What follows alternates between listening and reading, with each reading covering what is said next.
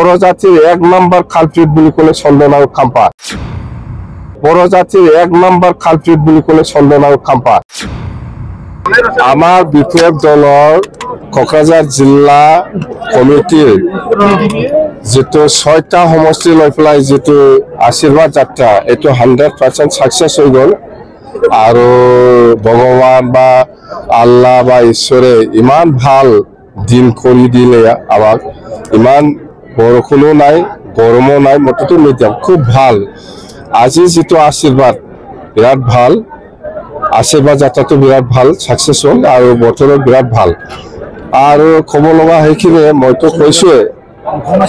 কোকৰাঝাৰ জিলা হিচাপে 6টা সমষ্টি লৈ কৰিছে 6টা সমষ্টি 100% আমি জিকিমে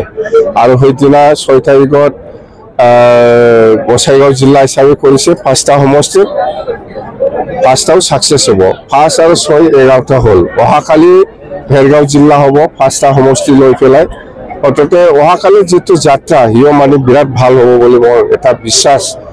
আৰু ইয়াৰ পিছত ছালবাৰী হিচাপে 11 তাৰিখত আছে আৰু 12 তাৰিখত খাজুৰগাঁও হিচাপে আছে আৰু 15 আগষ্টৰ পিছত আকৌ 17 18 19 এনেকুৱাত প্ৰগ্ৰাম আছে আমাৰ অততে এই আশীৰ্বাদ যাত্ৰাৰ মেনুটো হিতে যে আমি অততে সকলো জাতি জনগোষ্ঠীৰ পৰা আমি আশীৰ্বাদ বিচাৰিছো যাতে আগন্তুক 2025 এই সেপ্টেম্বৰ মাহত যেটো নিৰ্বাচন হ'ব এই নিৰ্বাচনত বিপিএফ দলে যাতে এবসলিউট মেজৰিটি পাই পেলাই সৰকাৰ বনাব পাৰে সকলো জাতি জনগোষ্ঠীৰ আশীৰ্বাদ লৈ পেলাই এইটো কাৰণে আমি আজি এই ৰেলীটো কৰি আছো কথা হেতু আৰু আজি আপোনালোকেতো হুদা নাই ময়ে কম আজি ৰাতিপুৱা 10টা 11টা মানত নিশ্চয় আপোনালোকে সবে আছিল ডিফেন্স বড়ো ডাঙৰীয়ে এটা প্ৰেছ মিট দিছে এই প্ৰেছ মিটটো ইমান ডাঙৰ প্ৰেছ মিট দিছে বেয়াটো হোৱা নাছিল কিন্তু এটা কথা মই আফসোস লাগিছে এটো হল মানে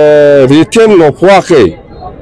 ইউপিপিএল বা প্ৰমোদ বড়ো পৰা কোনো ৰিটেন এনসাৰ পোৱা নাই আফসোস এটা আফসো বা বড় সাহিত্য সভাই কিন্তু আমি রিটেনলি রিপ্লাই দিছিলো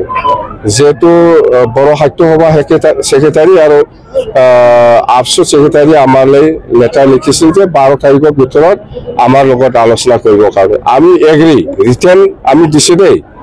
ৰিটেন আমি দিছে যে আমি এগ্ৰি বিপিএফ আৰু ইউপিপিএল একগোট হোৱা ক্ষেত্ৰত আমাৰ কোনো আপত্তি নাই আমি আলোচনাত বহিম বুলি আমি ৰিটেন দিছে কিন্তু এইফালে তো মুখে দিয়ে কৈছে প্ৰমোদ বড়ো বা ইউপিপিএল রিটেন দিয়া নাই বলে ডিফেন্স বড়ো নিজে কৈছে এটো রিটেন দিয়া নাই এটো লৈ পেলাই ইমান ডাঙৰ প্ৰেছ মিট কিয় দিব লগা হ'ল ৰিটেন লক্ষণ আগত ৰিটেনটো পোৱা নাই আমি কৈছো যে ইউপিপিএল দলে সেক্ৰিফাইস কৰিব পাৰিব লাগিব সেক্ৰিফাইস মানে হেতুৱে যে আপোনালোকে সৰকাৰ এৰি পেলাই আহিব কাৰণে ৰেডি আছে না নাই আপোনালোকে সৰকাৰ এৰিব পাৰিব লাগিব আপোনালোকে সৰকাৰ এৰি পেলাই আহক আমি বিপিএফ 20টা ইউপিপিএল 20টা আমি ইলেকশন কৰিম এটো আপোনালোকে কি ভাবে এটো যোগ করে হৈ গল না আমি 22টা অলরেডি ডিক্লেয়ার দিলে ইহঁতে জানে ইয়াৰ পিছৰ মোক লেটাৰ লিখিছে আফসো সেক্ৰেটাৰি আৰু এই কিবা বড় সাহিত্য সভাৰ সেক্ৰেটাৰি ইয়াত কি আছে ভিতৰত তো বুঝি লওক আপোনালোকে মই অলৰেডি 22টা ডিক্লেয়াৰ দিলে ইয়াৰ পিছত মানে ইউপিপিএল আৰু বিপিএফ ইউনাইটেড হ'ব লাগে বুলি আফসো সেক্ৰেটাৰি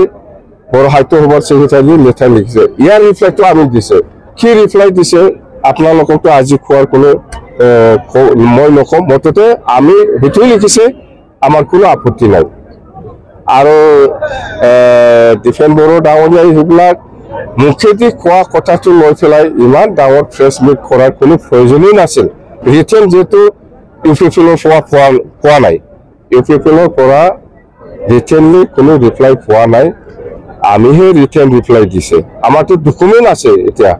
আমি ঠগাব নোৱাৰে অনলাইন আৰু খাম্পাই 1 নাম্বাৰ জাতিৰ বড় জাতিৰ 1 নাম্বাৰ কালপ্ৰিট বুলি কলে চন্দন আৰু খাম্পা এই দুইজনৰ কাৰণে মই আফসো লগত মিলাব পৰা নাই এক সময়ত